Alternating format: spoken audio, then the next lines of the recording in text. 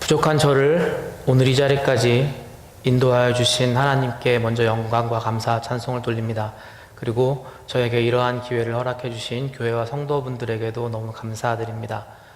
저희가 만나고 바라는 것들이 있을 수 있지만 그 모든 것보다 하나님이 원하시는 뜻이, 주님의 계획이 이 모든 과정들을 위해 통하여서 이루어지기를 소원합니다. 하나님이 크게 사랑하시는 레이크뷰 언약교회가 주의 뜻을 도모하면서 주님이 원하시는 길로 나아가는 일에 정말 모든 성도 여러분들이 함께 해주시기를 간절히 축원합니다. 저희 잠시 기도하겠습니다. 하나님 감사합니다. 주께서 저희들을 사랑하여 주셔서 당신의 하나뿐인 아들 예수 그리스도를 이 땅에 보내주시고 그를 믿는 믿음을 저희들에게 허락하셔서 구원의 길을 가게 하심을 감사드립니다. 그럼에도 불구하고 우리들의 나약한 삶을 통하여서 매일 넘어지고 쓰러짐에도 오직 주님의 앞자리에만 은혜와 소망이 있는 줄을 깨닫고 다시금 주님 붙들기 위하여서 이 자리로 불러 모아주심을 감사드립니다. 하나님, 우리가 주께 드릴 수 있는 것도 없고 주 앞에 보일 수 있는 것도 없지만 오로지 주의 긍휼하심을 힘입어 이 자리에 나왔사오니 저희들 한 명 한 명의 영혼을 주께서 붙들어 주시옵소서. 미리 예비하신 은혜로 충만하게 채워주시옵소서. 부족한 종이 주님의 말씀을 들고 이 자리에 섰습니다. 우리들의 생각과 판단과 그 모든 것들은 내려놓고 오로지 말씀을 통하여서 역사하시는 주님의 그 놀라우신 능력에 사로잡히며 주가 허락하신 그 귀한 은혜를 맛보는 시간이 될 수 있도록 주님 허락하여 주시옵소서. 감사드리며 예수님의 이름으로 기도드렸습니다. 아멘.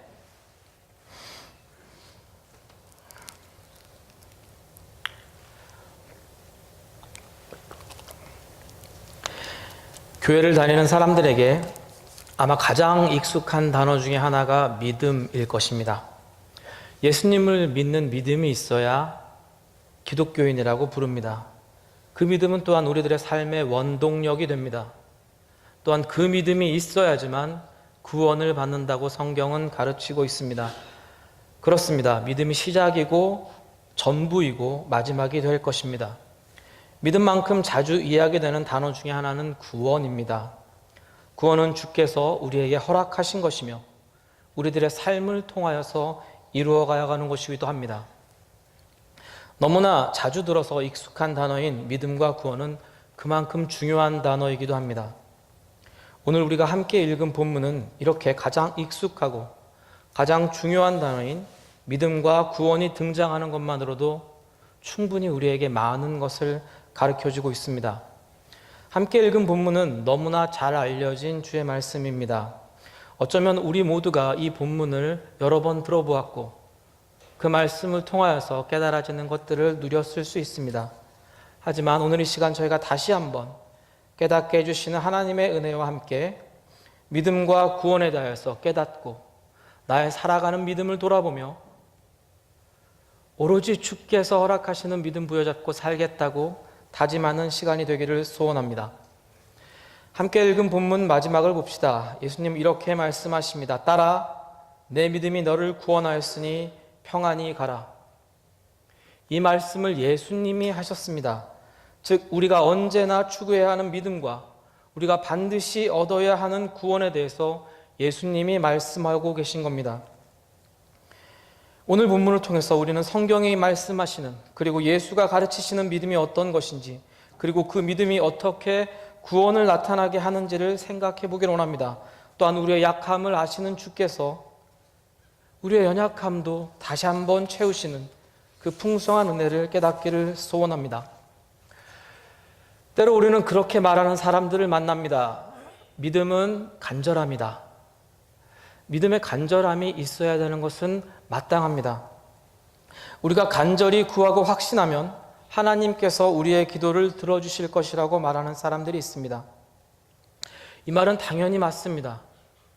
주께서 사랑하시는 자녀인 우리가 간절함으로 하는 기도를 특별한 이유 없이 끝까지 외면하실 이유가 없습니다. 또한 그 기도를 들어주시겠다고 약속하신 분이 하나님이시기 때문에 우리의 기도는 하나님의 뜻 안에서 반드시 이루어집니다. 그런데 때로 우리는 간절함만으로 이루어지지 않는 기도들을 만날 때가 있습니다. 너무도 간절하게 소원하고 바라지만 그것이 때로는 이루어지지 않습니다. 병상에 있는 나의 가족에 관한 것들, 혹은 나의 미래에 관한 것들, 때로 우리가 너무도 간절하게, 너무도 오랜 기간을 기도함에도 불구하고 이루어지지 않을 때도 있습니다. 아마도 간절함 말고도 더 필요한 것이 있는 것 같습니다. 그것은 아마도 올바른 방향일 것입니다.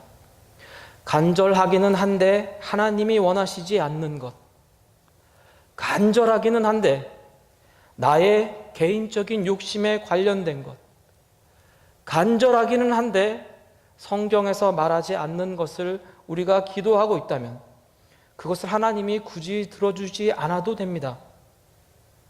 따라서 우리는 간절함과 함께 주께서 원하시는 올바른 방향도 추구해야만 합니다. 오늘 본문에 등장하는 이 여인의 믿음은 간절함과 방향성을 모두 가진 것으로 보입니다. 왜냐하면 우리 주님께서, 예수님께서 그녀의 믿음을 보시고 그녀에게 구원을 선포했기 때문입니다. 혈루증을 앓던 여인에게 12년이라는 시간은 너무도 오랜 시간이었을 겁니다. 처음엔 소망하고 기도하고 간구하고 매달렸겠지만 그 기간이 자신의 기도가 응답되어지지 않는 시간들이 쌓이면 쌓일수록 3년이 지나고 5년이 지나고 10년이 지나도 자신의 간구가 들어지지 않는 그 순간에 어쩌면 그녀는 모든 것을 포기하고 싶었을 수도 있습니다. 이미 많은 의사들을 만나보았고 낫기 위해서 백방으로 노력했습니다. 하지만 나아지지 않았습니다. 그런데 그녀에게 희망이 생겼습니다. 예수 그리스도라는 청년이 등장했는데 그는 안진뱅이도 일으키고 중풍병자도 낫게 하며 사람들에게 떨어져서 살아야만 하는 문둥병자도 낫게 한다고 합니다. 눈먼 자도 고치고 죽을 병도 세운다고 합니다. 심지어는 죽은 사람도 일으킨다고 합니다. 그녀에게 어쩌면 이제 예수 그리스도는 마지막 희망이 될지 모르겠습니다. 그녀의 간절함만 따지고자 한다면 지금 그녀의 간절함은 그 어느 때보다 귀할 것입니다. 그 이유는 우리가 성경에서 읽은 바와 같습니다. 그녀는 군중 속으로 들어가서 예수의 옷자락을 만졌고 그 즉시 그녀의 병이 나았습니다. 더 나아가서 그녀는 예수님에게 구원을 선포받았습니다. 무엇이 그녀를 낫게 했을까요? 당연히 예수님의 능력입니다. 그녀가 옷을 만지는 순간 예수님의 능력이 나갔다는 것을 예수님이 스스로 말씀하셨습니다. 그런데 왜 그 능력이 그녀에게 나간 것일까요? 아마도 이 대답은 앞의 대답보다는 쉽지 않을 것 같습니다.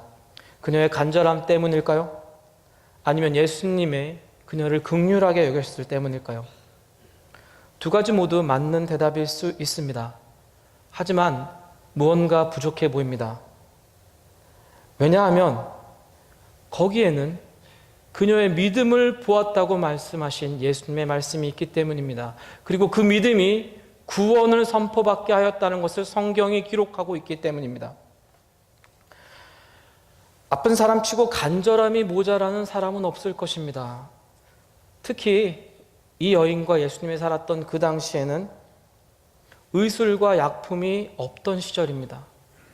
아프면 그냥 죽는 게 더 나을 수도 있습니다. 다리가 한번 부러지면 평생을 불구로 살아야 합니다. 문둥병에 걸리면 나을 방법이 없기 때문에 가족과 친척들에게서 떨어져서 혼자 산속에서 살아가야만 합니다. 손이 떨어지는 것을 지켜보고 발가락에 떨어지는 것을 지켜보면서도 할 수 있는 것이 없습니다. 따라서 지금 이 여인이 포함되어 있던 군중 속에는 간절함만으로 따지자면 그녀보다 더한 사람이 있을 수 있습니다. 아니, 많을 수 있습니다. 간절함이 예수님의 은혜를 얻는, 구원을 선포받는 바로 그 길이었다면 오늘 본문은 이렇게 설명하지 않았을 것입니다. 예수님은 분명히 병고침을 향한 간절함 말고 또 다른 무언가를 그녀에게서 보신 것입니다. 성경에 보면 예수님의 옷자락을 만지고 병고침을 입은 자들이 이 여인만이 아니었습니다. 마태복음 14장에 보면 예수님이 게네사렛 땅에 이르렀을 때 그곳에 사람들이 예수의 옷가에라도 손대기를 간구하니 손을 대는 자는 다 나음을 얻었다고 기록하고 있습니다. 마가복음 6장에도 아무 마을이나 도시나 촌에서 예수의 옷가에라도 손을 대는 자는 다 성함을 얻었다는 기록이 있습니다.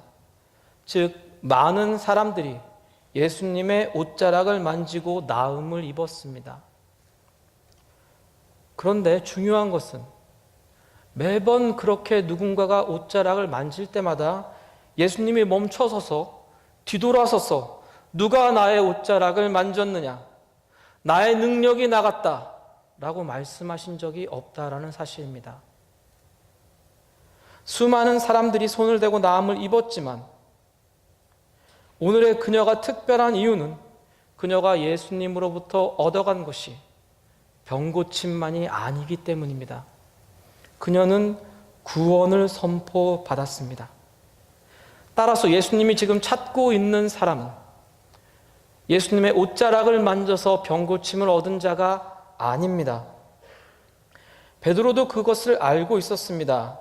예수님이 묻자 베드로가 이렇게 대답합니다. 사람들이 밉니다. 무리가 많아서 밉니다. 예수님, 이거 매번 있는 일이잖아요.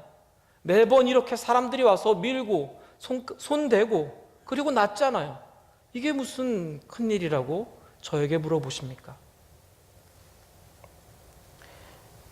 지금 예수님이 찾는 사람은 구원을 선포받은 사람입니다. 그 믿음 때문에 주께 허락된 하나님의 능력, 죄사함의 능력이 나간 사람을 찾고 있는 것입니다. 물론 그녀는 스스로 생각하기를 나는 병고침을 얻었다라고 생각했을지 모르겠습니다. 하지만 예수님은 그녀에게 병고침을 준 것이 아닙니다. 구원을 선포하셨고 평안함을 허락하셨고 병고침은 그저 그 위에 덧입혀진 것뿐입니다. 우리는 이미 알고 있습니다.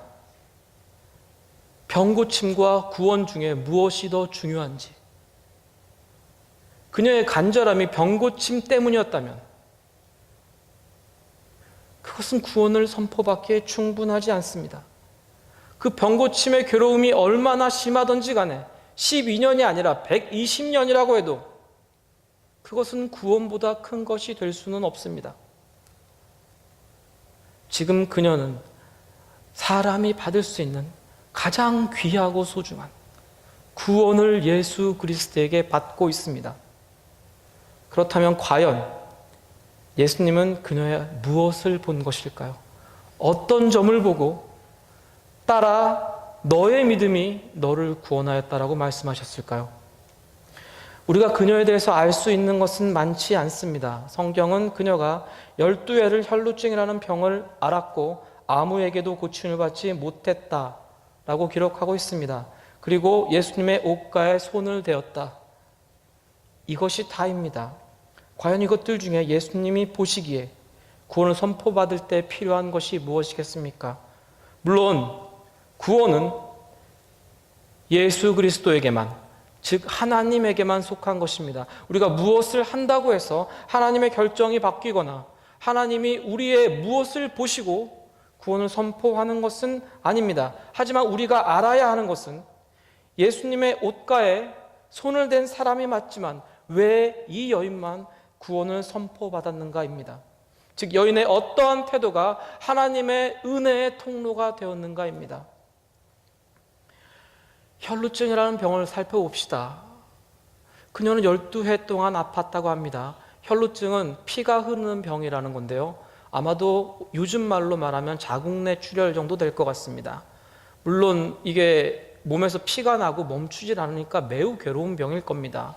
그런데 그런 인간적인 괴로움 말고 이 병에는 다른 한 가지 제약이 있습니다.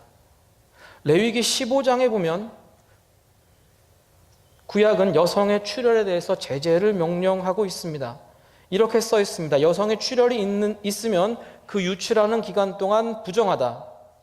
그리고 그 부정함은 불결함과 같아서 하나님의 성회에 들어갈 수가 없습니다. 성회에만 들어가지 못하는 것이 아니라 주의 장막 안에 거하지 못합니다. 따라서 레위기는 출혈이 있는 기간과 그것이 멈춘 후에 7일간을 부정한 시간이라고 규정합니다. 그 눕는 자리도 부정하고 그 손댄 것도 부정하다고 말합니다. 그리고 7일이 지나서 8일째에는 비둘기 2마리로 정결 의식을 행해서 그 부정함을 씻어야 한다고 말합니다.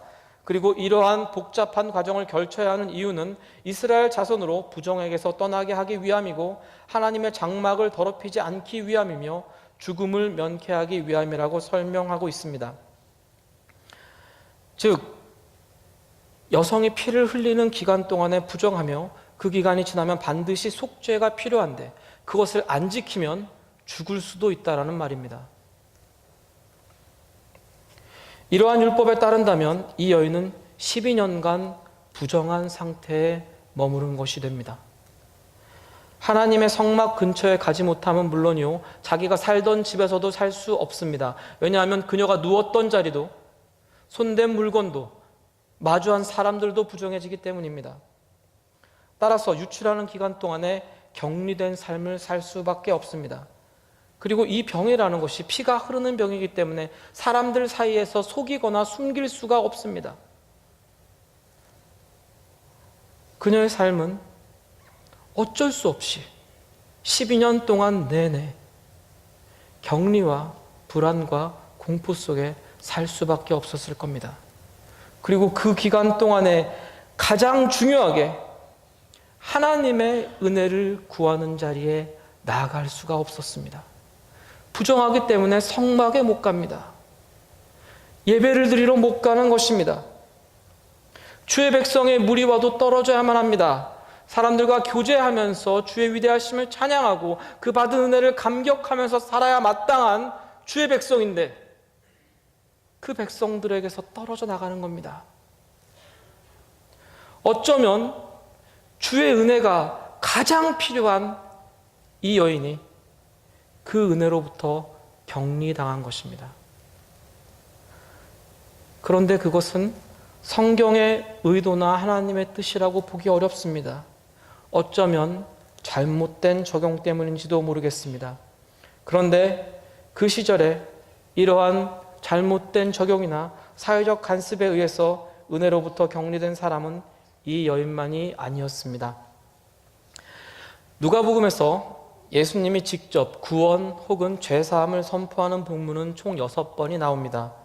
중풍병자와 내 친구에 관한 본문, 예수님의 발에 향유를 부은 여인에 관한 본문, 오늘 우리가 함께 읽은 혈루증을 앓던 여인에 관한 본문, 10명의 문둥병자 중에서 1명만 돌아와서 감사한 본문, 그리고 외치는 소경이 다시 보게 되는 본문, 마지막으로 삭개오의 본문입니다. 이러한 본문들이 기록된 목적은 분명합니다. 예수 그리스도가 하나님이라는 사실을 선포하는 것입니다. 그 당시 사람들은 모두 알고 있었습니다. 죄를 사하는 권세는 오직 하나님께 있다. 그런데 누가는 그 죄사함을 예수님의 입으로 선포함으로써 그가 이 땅에 오신 하나님임을 드러내는 것입니다. 사람들이 바라보기에 그가 병을 고치고 음식을 나누어 주고 기적을 일으키는 사람인 줄로만 아는데 그것만이 아니라 죄를 사하는 능력이 있는 살아계신 하나님임을 가르쳐주는 것입니다. 그리고 이 죄사함과 구원은 하나님의 은혜로만 가능한 것이기에 우리가 무엇을 한다고 해서 결정이 바뀌거나 돌아오는 것은 아닙니다. 그런데 누가가 우리에게 보여주는 것이 있습니다.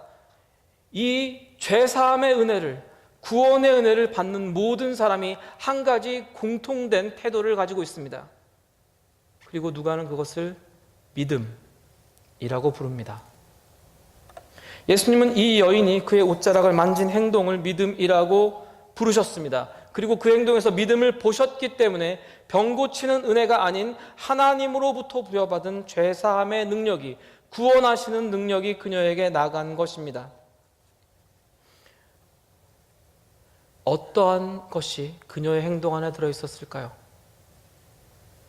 아니, 누가복음에서 말하는 그 다른 본문들에 있는 사람들은 어떻게 예수님에게 믿음을 보였을까요?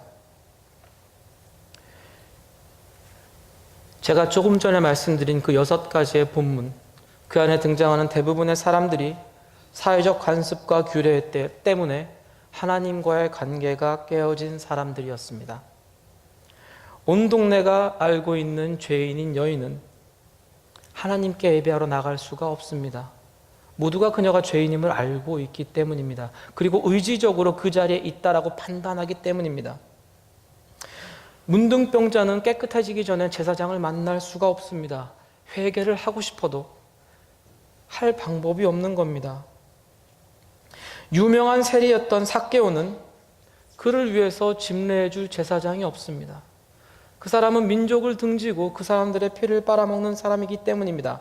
오늘 우리가 함께 읽은 본문의 혈루증을 앓던 여인도 마찬가지입니다. 피가 흐르는 기간 동안에 부정했기에 그녀는 누구와의 접촉도 금지되고 성막 안에 들어가는 것도 금지가 됩니다. 사람들로부터만 격리된 것이 아니라 하나님을 만난 기회를 빼앗긴 것입니다. 누구보다도 은혜가 필요하고 제사함이 간절했던 그들이 사회적 간섭과 편견에 의해서 그 길이 막혀버린 겁니다. 그렇다면 율법이 잘못된 것일까요? 그렇지 않습니다. 율법은 목적이 중요합니다. 율법의 목적은 언제나 하나님의 백성을 보호하는 데 있습니다. 그리고 하나님의 백성이 하나님의 백성답게 살아가는 것을 목표로 하고 있습니다. 그것을 위한 최소한 너희가 이것 정도는 지켜야 그래도 어디 가서 하나님의 백성이라고 말할 수 있지 않겠니? 너희가 이 정도는 해야 나한테 은혜 받는 사람으로서 부끄럽지 않겠니라고 주께서 주신 겁니다. 그런데 시간이 지날수록 율법의 목적과 의미는 사라지고 규칙만 남게 되었습니다.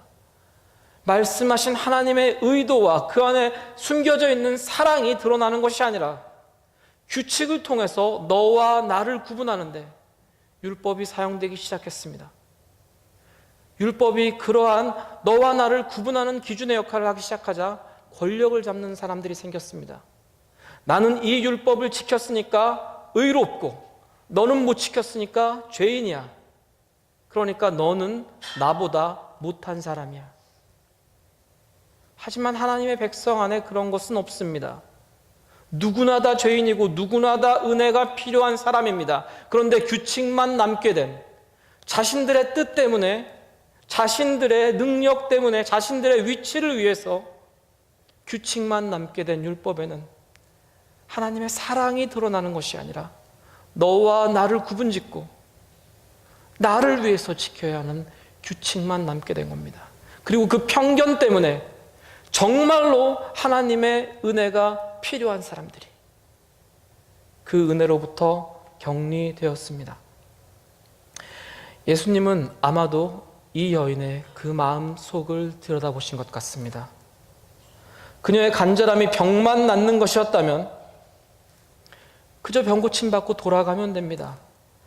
그런데 그 병 때문에 예배 드리지 못하고 주 앞에 나와 회개하지 못하고 주님과의 관계가 깨어져 버린 것에 대한 괴로움을 그녀가 들고 나왔다면, 그래서 주님께 바라는 것이 주여 내가 이 병을 나아서 다시 하나님 앞자리로 나아가야겠습니다. 내가 이 병이 나아야지만 하나님 앞에 부끄럽지 않게 나아가서 하나님과 교제하며 주의 은혜를 누릴 수 있습니다. 그래서 나는 병 고침이 필요합니다. 그녀가 이러한 믿음으로, 이러한 마음으로 주께 나왔다면, 예수 그리스도께 나왔다면 그것은 분명히 하나님을 향한 믿음입니다.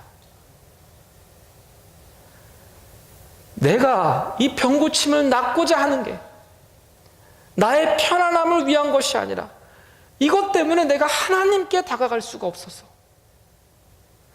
주의 은혜를 누릴 수가 없어서, 죄사함을 받을 수가 없어서 주님, 제가 이 병을 낫기를 소원합니다. 이 병의 나음을 통하여서 깨어진 나와 하나님의 관계가 회복되기를 소원합니다. 그 믿음이 예수님의 입을 통하여서 그녀에게 구원을 허락하는 이유가 된 것입니다. 그녀는 이제 마음의 평안함을 얻게 될 것입니다. 죄사함을 받았기 때문입니다. 병 고쳐서 마음이 평안해질 수 있습니다. 그런데 그게 얼마나 가겠습니까? 인생이 다 약합니다. 내가 오늘 중한 병에 걸려서 이것만 나면 어떻게 잘 살 것 같은데 그 병 낫고 나면 또 병에 걸립니다. 또 다른 데가 아프고 또 괴롭습니다. 병 고침으로 평안함을 추구할 것이면 우리의 인생에 평안함은 없습니다. 그런데 그녀는 지금 평안함도 허락받았습니다. 왜냐하면 그녀가 얻은 것이 죄사함이기 때문입니다. 구원이기 때문입니다. 믿음의 행위가 있는 자에게 병고침이 은혜로 덧입혀진 것뿐입니다. 그녀가 먼저 얻은 것은 죄사함이고 구원이며 그로 인한 평안함이었습니다. 그리고 그 은혜가 풍성한 하나님은 그녀의 약함도 돌보셨습니다. 하나님 앞에서 구원을, 죄사함을 선포받았던 사람들의 또 다른 한 가지의 공통점이 있습니다. 그것은 그들이 의지적으로, 적극적으로 주님 만나기를 소원했다는 겁니다. 어떠한 상황과 위협을 무릅쓰고서라도 내가 주의 앞자리로 나아가겠다는 것을 생각했고 그대로 행동했습니다. 중풍병자와 내 친구들의 이야기를 돌아봅시다. 그들은 당대의 유력 인사의 집을 무단 침입했습니다. 그것뿐만 아니라 주택을 파손했습니다. 법이 그렇게 중요하지 않던 시절에 권력 있는 사람의 집을 부시고 막 들어가면 이 사람들의 미래가 어떻게 될지 모릅니다. 요즘처럼 이렇게 몇 년 살고 이런 게 아니라 그 당시에는 좀만 어기면 죽여도 상관이 없습니다. 죄인인 여인은 율법주의자인 바리새인의 집에 침입했습니다. 돌에 맞을 각오를 못한다면 갈 수가 없는 자리입니다. 문둥병자는 동네에 내려오면 안 됩니다. 그것이 율법이기 때문입니다. 그런데 이들은 예수를 찾기 위해서 동네로 내려옵니다. 사람들에게 내어 쫓김을 당할 수 있고 돌을 맞을 수도 있지만 가야 된다고 믿었습니다. 세리인 삭개오는 모두가 싫어합니다.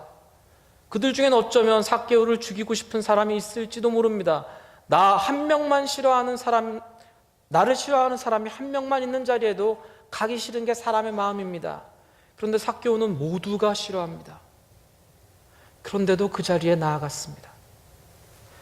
이유는 단 한 가지입니다. 지금 자신이 처해 있는 어떠한 상황보다, 고민해야 되는 다른 어떤 무엇보다 주 예수를 만나서 나의 근본적인 문제인 죄사함을 받아야 한다는 것이 이들의 믿음이었기 때문입니다. 관습과 편견과 위협보다 예수 그리스도를 만나는 것이 소중하고 그를 통해서 내가 꼭 받아야 되는 것이 있기 때문에 그들은 그렇게 위협을 뛰어넘었습니다. 결단했고 실행했습니다. 그리고 주를 만났습니다. 그리고 그 만난 자리에 은혜가 선포되었습니다. 은혜 받을 만한 자리는 바로 그 자리입니다.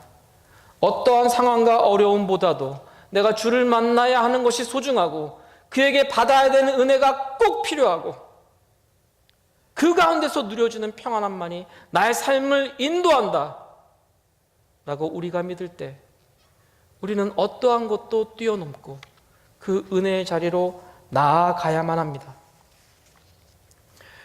그런데 그걸 아십니까? 우리가 할 수 있는 건 딱 거기까지입니다. 은혜의 자리로 나아가는 것까지. 우리는 편견도 깰 수가 없고 위협도 내 몸으로 막아낼 힘이 없습니다. 그런데 우리는 거기까지만 하면 됩니다. 그 이유는 걱정 안 해도 됩니다. 그 이유엔 하나님이 일하실 것이기 때문입니다. 예수 그리스도는 그렇게 자신의 앞에 나온 사람들에게, 관습을 깨고 위험을 넘어서 자신의 앞에 무릎 꿇는 그 사람들에게, 예수는 관습과 환경과 위협을 뛰어넘어서 인생이 받을 수 있는 최고의 선물인 구원을 선포하셨습니다. 우리도 그 은혜의 자리로 나아가야 하지 않겠습니까? 그 은혜의 자리를 소망해야 하지 않겠습니까? 그렇다면 우리도 어쩌면 그들처럼, 이 여인처럼 사회적 관습과 편견을 뛰어넘어야 할지도 모릅니다. 이것은 아주 많이 다른 형태로 나타날 수 있습니다. 어쩌면 그것이 사람이 될 수 있고, 관계가 될 수 있고, 물질이 될 수 있고, 나의 연약한 부분이 될 수 있고, 사람들의 편견이 될 수도 있습니다. 하지만 그것이 어떠한 이름으로 우리들 앞에 놓여 있다고 할지라도 우리는 그것을 반드시 뛰어넘어야만 합니다. 왜냐하면 그것보다 내가 만나야 하는 예수 그리스도께서 나에게 허락하시는 것이 소중하기 때문입니다. 또 한 가지의 어려움이 있습니다. 이 여인이 예수님을 다가설 때 거기에는 이미 많은 사람들이 있었습니다. 예수님을 밀 정도로 가득히 사람들이 있었고, 그 사람들도 다 예수님 만나기를 소원했습니다. 그런데 성경의 기록상으로 보면 그들이 바랬던 것은 구원은 아니었던 것 같습니다. 그들이 예수를 만나서 마땅히 구해야 하는 죄사함을 구하기보다는 자신의 만족을 위해서, 병고침을 위해서, 나음을 위해서 그 자리를 소망했던 것 같습니다. 어쩌면 우리들이 예수를 믿는 오늘의 삶 가운데서도 그 사람들이 있을지 모릅니다. 나의 개인적인 욕심을 채우기 위하여서, 나의 소원을 이루기 위하여서 예수님의 앞자리를 탐하는 사람들이 있을 수 있습니다. 그리고 그 사람들이 너무나 많아서 내가 예수님 앞에 나아가기가 어려운 것처럼 느껴질 수도 있습니다. 하지만 그것조차도 헤집고 나아가야만 합니다. 왜냐하면 바로 그 뒤에 내가 오늘 꼭 만나야 하는 예수 그리스도가 있기 때문입니다. 우리가 주를 만날 만한 자리를 찾기를 소원합니다. 그리고 그 자리에 갈 수 있도록 결단하며 나의 삶의 자리를 떨쳐 일어나는 용기가 있기를 소원합니다. 우리가 주께 드릴 수 있는 것은 아주 적을지라도 그 믿음의 분량만큼을 들고 주의 앞자리로 나아가기를 소원합니다. 바로 그 자리가 은혜의 자리이기 때문입니다.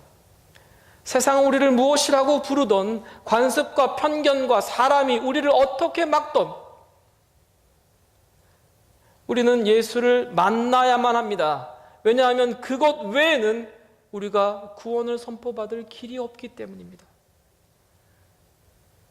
그리고 그 예수는 언제나 우리가 상상하고 기대했던 것 이상으로 풍성하게 우리를 입혀주시기 때문입니다. 어쩌면 그녀는 작은 것을 소원하고 예수 앞에 나왔을 수도 있습니다.